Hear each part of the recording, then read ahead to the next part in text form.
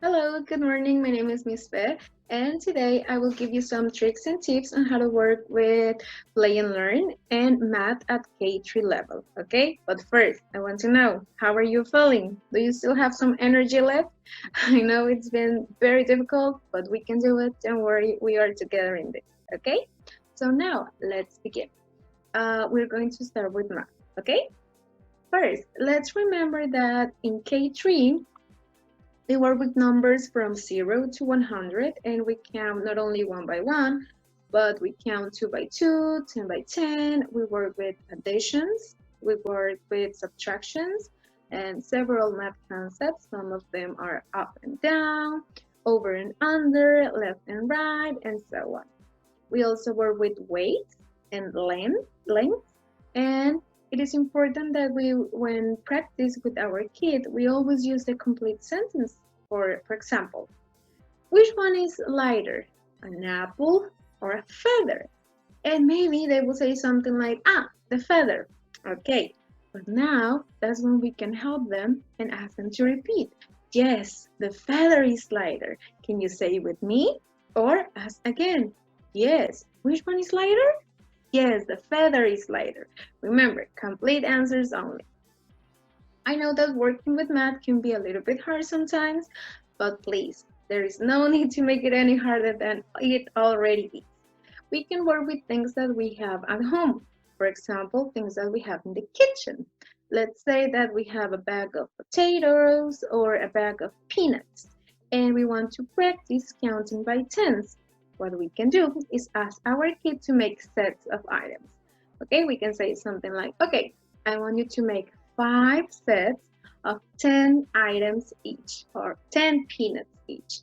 And once they finish, we can ask them now, how many peanuts do you have? And then we can count 10 by 10. We can also have activities that involve movement, which is something that they really like. We can just go out to our backyard and play with the ball and say, okay, we are going to throw and catch this ball 10 times or 15 times. We can also count, for example, how many red cards they see, or if we like to cook, we can cook something and say, oh, can you help me to cut this pizza or to cut this cake? For example, I need 6 slices and they need to have the same size. What can we do? Always make questions, okay? Such as, how will you do it? Or what will you do? And also ask them to explain things to you, things that they already know to do. For example, something that I do in my classroom and they really like it is that I will do something like, okay, I'm going to write number 40. 40, this is number 40. And they will go, no, miss, that's not number 40, that's 4. And I will go, no, this is number 40. You see a 4 and a 0. And they will go, no, miss, 4 goes first and then 0. You know, these kind of things, they really enjoy it. They feel like they are doing something, that they are helping you, and they love to do it. Simple activities like this will help your kid to feel more confident and to practice their math skills in a natural and fun way. I know that right now we cannot go outside, but when all of this is over, if we want to practice additions, we can do it with everyday activities, such as going to the grocery store. Okay? We can give them a small task, such as, okay, you will help me to buy 4 cans of tuna. Okay? And what are we going to do now? Well, we can ask him, how much money do you need? Okay? And we can practice this beforehand, okay? Before we go outside, we can practice this. And we can say something like, okay, each can is 10 pesos. And I need 4 cans. How are we going to count? Are we going to do an addition, a subtraction? Are we going to count with our fingers? With pins, we're going to count 10 by 10. Are you going to draw little sticks and count them? Let them use whatever they feel more comfortable with, okay? It's especially memorable to children when they can use their new math skills in everyday life, okay? Another very simple activity and something that we can do at home without any material involved is just here. Think of a number for your kid to guess, okay? And after each guess, respond with the words higher or lower. And this game will help them to correlate the number words and counting sequence with actual amounts and sizes. We can also play domino or connect four.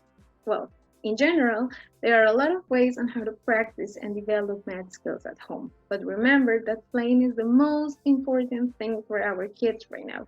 They learn so much through play that it is our best option. But now, let's move on to play and learn. As you know, it's one of our core programs, just like a starfish. And first, I think that it's important that I show you how to introduce the new topic in this program. What I do first is that I tell them the title of the new unit. For example, in unit number 8, the title is Let's Go Someplace. And I will ask them, okay, what do you think it's about? Without them seeing anything. I will only tell them the name. What do you think it's about? And they will say something like, about my house, or about my community, or about parks. In this stage, all of the answers are correct. We just want to know how much they know. What do they think? And then I will show them the first page of the book, and I will tell them, okay, what do you see now? Do you like it? What do you like? What don't you like? All of these questions. I just want to gather as much information as I can so I can know what they know, their previous knowledge. What we can also do is that we can work with the cards. I have some examples here. Oops. I have some examples of the cards that we can use, okay? With these cards, we can use them to spell in spelling activities, to read them, because as you notice, they have a sentence structure. Each unit is different. For example, in unit number 8, it's let's go to, da, da, da, da. In this case, let's go to the circus. Or let's go to the mall. Okay?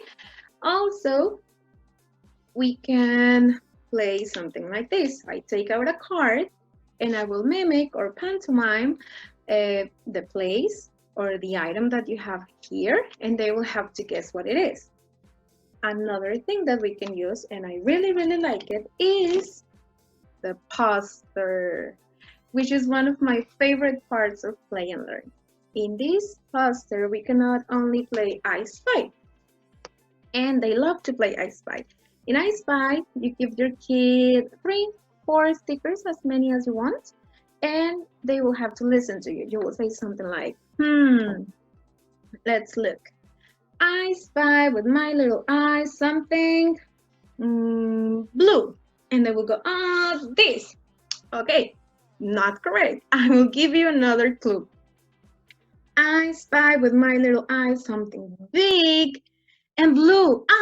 This. Not correct. I will give you another clue. And we can do this until they find the object that we want. We can also use this poster for math activities. For example, count all of the boys, or circle all of the girls, or let's trace all of the squares. Okay? Also, which is amazing because we can do so much things with this only. Okay? Another thing that we can do is make stories. I can start by saying, once upon a time, there was a family and they were going outside. And your kid can continue. And they had a dog and the dog was sad. Okay? So we can play with the structure and we can play with sentences. Now, we also have the action words, which are 6 words, like this one, which are 6 cards per unit. We can play Simon Says, or we can pantomime. For example, what am I doing? You are listening, okay? Another thing that we can use is the lotto. I have here an example of lotto.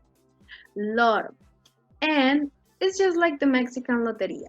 We call out the words and they have to put a counter, a little pin, or whatever you want on top of each picture of the lotto. And they will say, I have it, or I don't have it. Okay? We can do this on both sides. We can do it one time very slow, the next time very, very fast, or we can let the kid call out the cards using, of course, the complete sentence structure. So now, I just want to finish this video by telling you that there are many, many ways to work with our kids and have a wonderful and super fun time at home. I hope that you can use some of these tricks and tips and that you can practice at home, okay? If you have any questions or comments, please contact me, and you already know my email, okay? I would also love if you could share a picture or video tagging Kindergym Ensenada with the hashtag Kindergym at home. And remember, we are a family. I miss you guys, and I cannot wait to see you soon. Take care.